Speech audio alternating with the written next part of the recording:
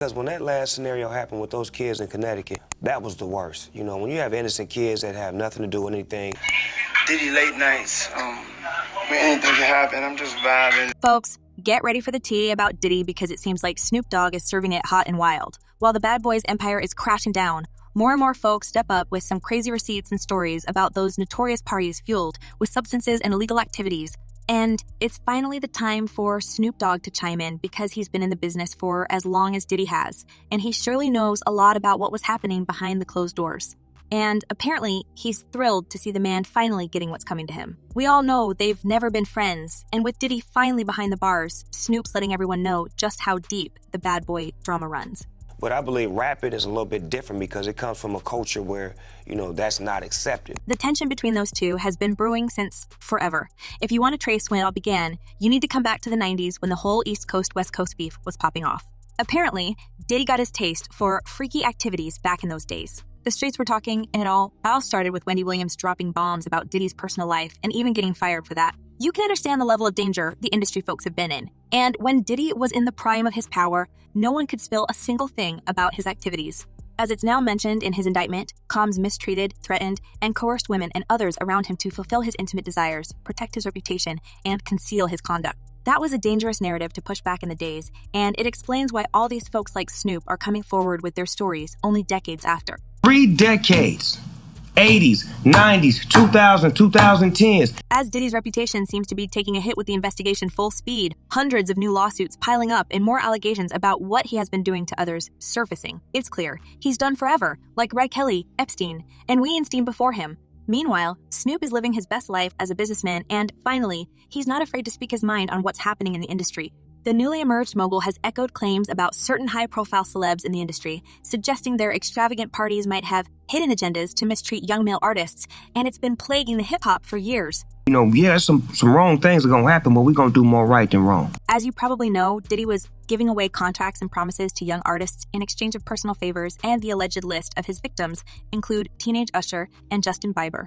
Apparently, it's been going on for decades, and in his recent interview, Snoop expressed his concern about the future of hip-hop with all the criminals still lurking. I know I'm going off script now, but this is business. This is a room full of business people, and someone may hear this and be able to do something about this so that the next artists don't have to struggle or cry or figure out how to get to his money.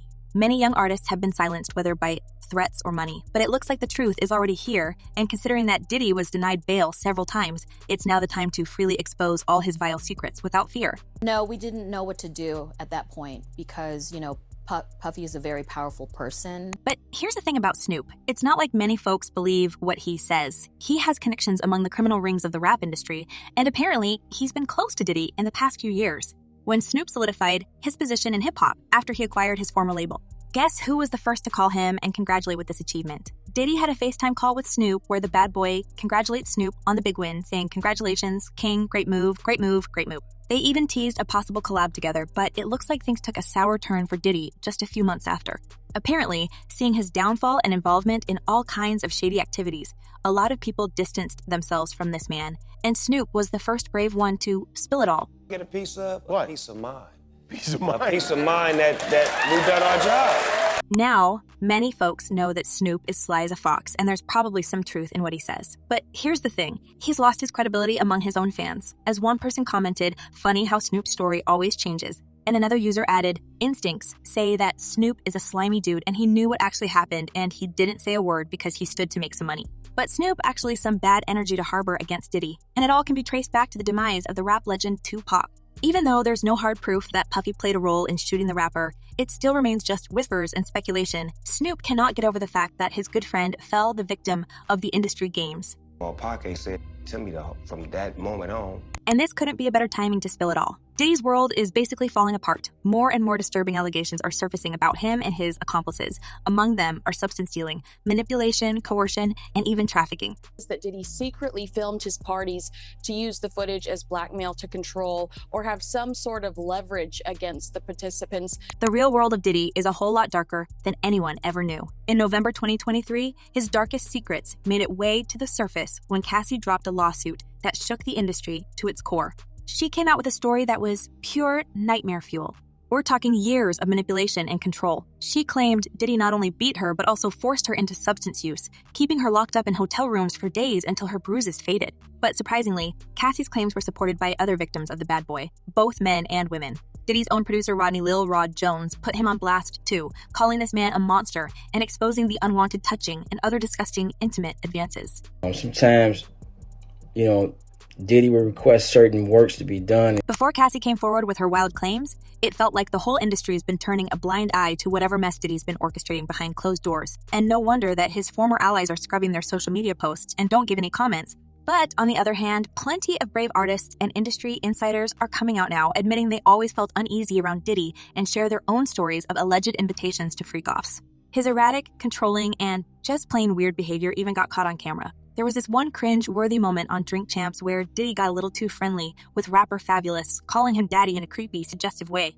Will you put my bag? I like when you like this, daddy. Yeah, will you put my bag? Daddy, I like when you scrambling and scraping. Now, it's a game of exposure, and even Snoop Dogg's throwing shade on Diddy's infamous parties. These bashes were next level, but in fact, the events happening there had a dark side.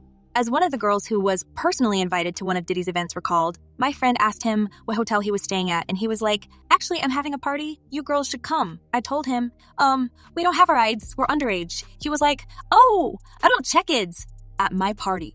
For years, there's been gossip about what really goes down at these parties, and now that we finally know, folks, it's not good. Some people claim Diddy uses these wild gatherings to act out his wildest fantasies. And we're not just talking about casual hookups. There's been rumors for a long time that Diddy's got a thing for experimenting with men, and a lot of rappers have been in his bedroom. You think that Diddy gonna be in the bed with 3 other men and nothing happened? It doesn't sound logical. Because behind the image of a womanizer, it sounds like Diddy's got a whole different life he's been hiding. And while it's totally normal to be intimate with consenting adults, apparently, the bad boy had taste for young boys. Apparently, Diddy found his vocation in mistreating young talents, and he even organized private auditions, promising the kids and their parents a thriving career in Hollywood. As the most recent lawsuit cites, this individual, who was 9 years old at the time, was taken to an audition in New York City with Bad Boy Records. Other boys were there to audition as well. All of them were trying to land a record deal. All of them were minors. Diddy's so-called preference for women is starting to look more like a smokescreen for whatever's really been going down in his mansion and studio. But many folks now openly blast other celebs for coming forward so late. As one person wrote, "What I want to know is, where was this energy prior to his arrest? People snitching in 2024. Where was this energy back then?" And another user added, "It seems to me that celebrities speaking out about Diddy after he is in jail is too little, too late. So many protected him, and he should have been held accountable years, decades ago." Apparently, some folks cannot forget how all these celebs, including Snoop, were riding with Diddy. It may seem that they are all related to those crimes way more than they tell the public. And what do you think about this, guys? Is Snoop Dogg trying to avoid the personal backlash by exposing Diddy? Share your thoughts in the comments below, and don't forget to check my other videos.